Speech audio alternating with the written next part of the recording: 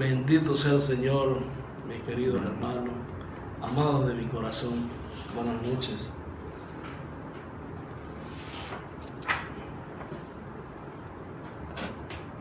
En estos 30 días he venido orando todos los días al Espíritu Santo para que sea Él mostrándome el texto. Y en mi mente se fue concentrando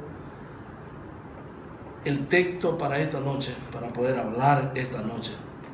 Es así que mis pensamientos se fueron concentrando en el perdón, que sin duda es un tema controversial, difícil, pero de vital importancia para nuestra vida. En este tiempo tendremos la oportunidad de ver que el perdón es una parte central del Evangelio, ya que a través de él se logra separar al pecador del pecado. Y debido a su extrema importancia, hoy vamos a tener un recordatorio de las promesas que el Señor Dios hizo para nosotros en su palabra. Hoy puedo decirle con absoluta y total seguridad que cuando somos capaces de predicar el perdón, de practicar el perdón en nuestra vida, el perdón cae como lluvia desde el cielo, pudiendo pensar que es 2 veces bendito, porque bendice al que lo da y también bendice al que lo recibe.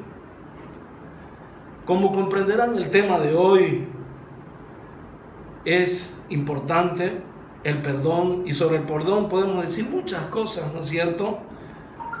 Pero con absoluta seguridad y fe, que les puedo decir que es uno de los regalos más hermosos, más importantes y más preciosos que el Señor haya hecho para nosotros, para la cabeza de su creación. Con estas palabras los invito a abrir su Biblia en el libro de Mateo, capítulo 18, 23, 35, en la parábola del siervo que no quiso perdonar. No sin antes quiero recordarles que las parábolas contadas por el mismo Señor Jesucristo son las historias de la vida real que nos enseñan indiscutiblemente verdades espirituales. La gravedad de no perdonar. Vamos a ver que el versículo 23 dice: por lo cual el reino de los cielos es semejante a un rey que quiso hacer cuentas con sus siervos. 24. Y comenzando a hacer cuenta le fue presentado uno que le debía 10,000 talentos. El 25 dice: a este, como no pudo pagar, ordenó su señor venderle, y a su mujer e hijos, y todo lo que tenía, para que le pagase la cuenta. En estos 3 primeros versículos de esta parábola, el Señor Jesucristo empieza explicando que el reino de los cielos es igual a un rey que quiso hacer cuentas con su siervo. Y para ilustrar esta enseñanza espiritual, nos cuenta muy sabiamente la historia de este siervo que tenía una deuda de 10,000 talentos con su señor, suma bastante grande para aquellos tiempos. No vamos a calcular la cuantía en este momento, pero vamos a suponer que le debe una suma de 5 millones de bolivianos a su rey. Una cantidad bastante grande para cualquiera y quizás una cantidad impagable para muchos de nosotros, ¿no es cierto? La Biblia explica que toda vez que este siervo se presenta ante su rey y siendo patéticamente muy evidente que no pudo pagar la deuda, el rey procede a hacer lo que en esos tiempos se acostumbraba para cobrar las deudas. En nuestra época, por ejemplo, podemos decir que las entidades financieras acostumbran a embargar nuestro patrimonio si no cubrimos nuestra deuda con ellos. Es decir, que los bancos embargan la casa, el automóvil y hasta nuestros equipos electrodomésticos. Sin embargo, vamos a ver que las escrituras nos enseñan que en aquellos tiempos no solamente se consideraban los objetos, sino además a las personas. O dicho de otra manera más triste, en aquellos tiempos las personas eran consideradas como objetos comerciales, y es así que el rey ordena vender a este hombre y todo lo que les pertenece para cobrar la deuda, y eso incluye a su casa, sus muebles, sus joyas, propiedades, pero también su esposa y también a sus hijos. Es decir, que en aquellos tiempos la esclavitud era una de las prácticas más horribles de las sociedades de la época, y con determinación podemos afirmar que en todos los lapsos de la historia humana ha sido muy grave y terrible. Inclusive existieron mercados específicos donde se comercializaba a la gente como esclavos y al mejor postor, y muchas veces, mis hermanos, la esclavitud era el resultado de deuda no cancelada. Por unos segundos imaginémonos la tragedia tan fuerte, grande y dolorosa que es para un hombre en cualquiera de los periodos de la vida observar semejante situación, ver vender a su esposa, a sus hijos como esclavos, por el hecho de no haber podido pagar una deuda contraída.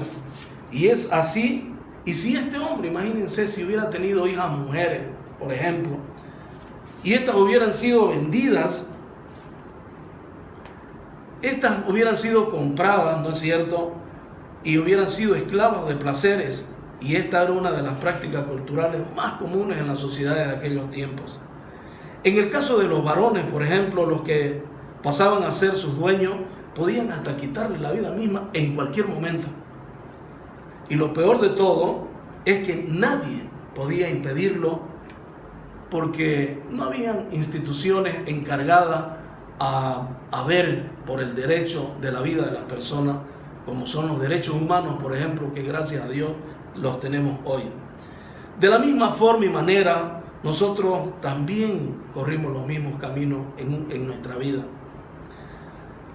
Pasamos por caminos oscuros, placenteros y perversos, y fuimos absolutamente esclavizados y gobernados por el pecado. Pero el Señor Jesucristo nos amó rescatándonos del pecado y del resbaladero directo hacia el infierno,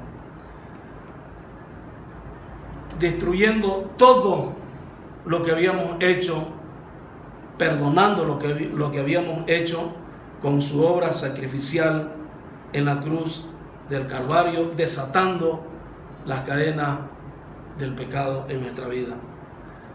En Isaías 53:6 dice: todos nosotros nos descarriamos como ovejas, cada cual se apartó por su camino, mas Jehová cargó en él el pecado de todos nosotros. Bendito sea el Señor. El versículo 26 dice: entonces aquel siervo postrado le suplicaba diciendo: Señor, ten paciencia conmigo y yo te pagaré todo. La reacción del siervo ante su rey es lógica, evidente y muy conmovedora, ya que no puedo imaginar cómo este hombre iba a pagar una deuda tan grande, pero es indiscutible que en su desesperación por no ver a su familia sometida a la esclavitud, clamaba por piedad a su rey para que le dé tiempo para poder cancelarlo. El 27 dice: el Señor de aquel siervo, movido a misericordia, le soltó y le perdonó la deuda. Al escuchar la súplica del rey, movido a misericordia, decide perdonarle toda la deuda, pero además dispone a hacerlo soltar, porque él entiende que por más tiempo que le dé, este hombre no va a poder cumplir con el pago, ya que se podría pasar toda la vida pagándole y jamás iba a terminar de pagarle el monto adeudado, porque este era muy alto. Aquí hay un pequeño paréntesis.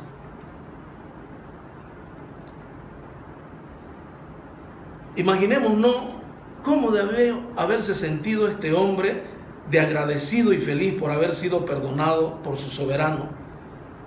Cómo habría sido su felicidad de ver que su familia no la iba a perder, de ver que su familia iba a estar concentrada y unida a él, por supuesto. Pero yo quiero decirle, ¿no creen ustedes que deberíamos incluir también nuestros nombres en esta historia? Digo porque como el siervo de la parábola, nosotros jamás hubiéramos podido pagar el precio por nuestra salvación, y si hubiésemos muerto por nuestros pecados, no hubiésemos podido volver a vivir.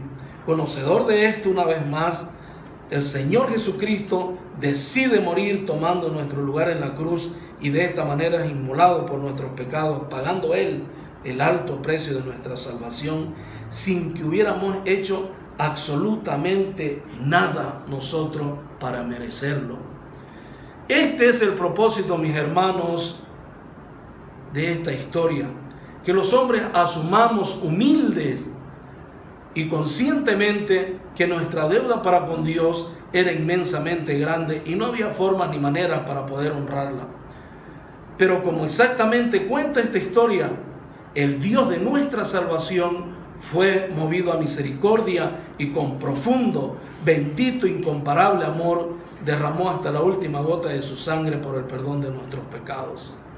Vemos que el versículo 28 dice: pero saliendo aquel siervo, halló a uno de sus consiervos que le debía 100 denarios, haciendo de él, ahogaba diciendo: págame lo que me debes.